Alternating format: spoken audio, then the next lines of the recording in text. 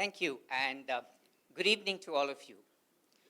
I have emotional baggage, my fair share of it.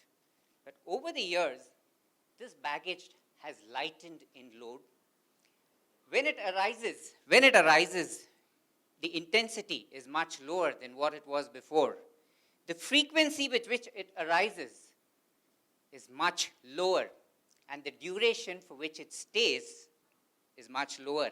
And yet, Suresh, through his book Move On, pressed a lot of buttons, hot buttons in me when I was reading the book to review it.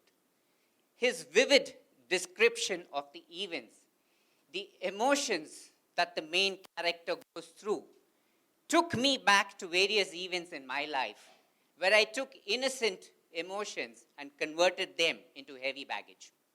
It took me quite a while to shed them. Now, I believe most of us have emotional baggage, and it starts with innocent emotions. As a child, we probably felt angry, guilty, ashamed of something that happened to us. Unfortunately, we didn't leave it behind and carried it with us. And as these increased in size, as we pondered over it and mulled over it, it converted into emotional baggage, which held us back from enjoying life fully.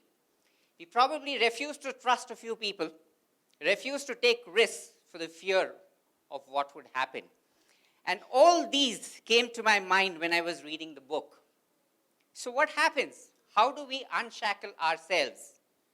Now, in mythology across various cultures, there's something called the hero's journey. The hero over here is gender neutral. Right?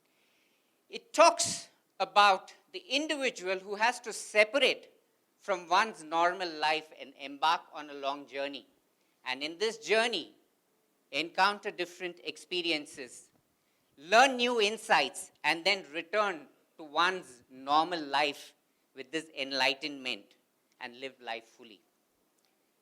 Find one's potential. Now, during this journey, the hero encounters various guides. Some guides come in the form of providing information. Some come in the form of providing resources. Others are co-travelers. But each of these guides, who probably stay for a short while in the journey, have three roles to perform. The first role is to hold a mirror to this individual and let this person know. Do you see what you're doing to yourself? Do you realize the choices that you're making? Do you understand which choice enables you to grow as a person and which choice holds you back?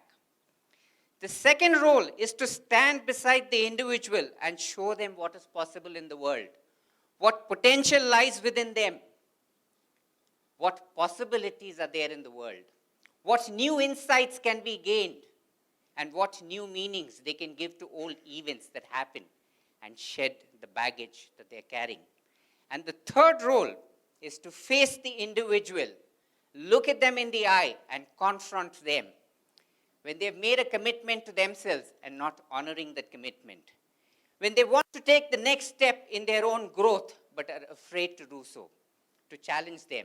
Suresh, you've done a wonderful job in weaving in the hero's journey in this book, where the main character encounters two people during his traumatic experience who help him gain these new insights. When he asked me to review the book, I had one question for him. Who's the audience? And he said, software engineers and their mothers. Now, I think he's grossly underestimated the audience for this book. It has something of value for every person. A young adult who's at the prime of one's life journey. A person in middle age who's facing blues and wondering, what do I do in this world which is constantly configuring and reconfiguring my life in ways I don't want it to? And someone like me with a lot of gray hair who's wondering, what next? How do I add new meaning in this world? How do I find my purpose in this life?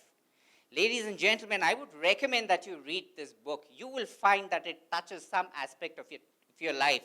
It probably will take you back to some event that happened. It will help you find new meaning. And if you're someone who wants to live life in a wholesome manner, if you want to shed some baggage that you're carrying, this is a wonderful start.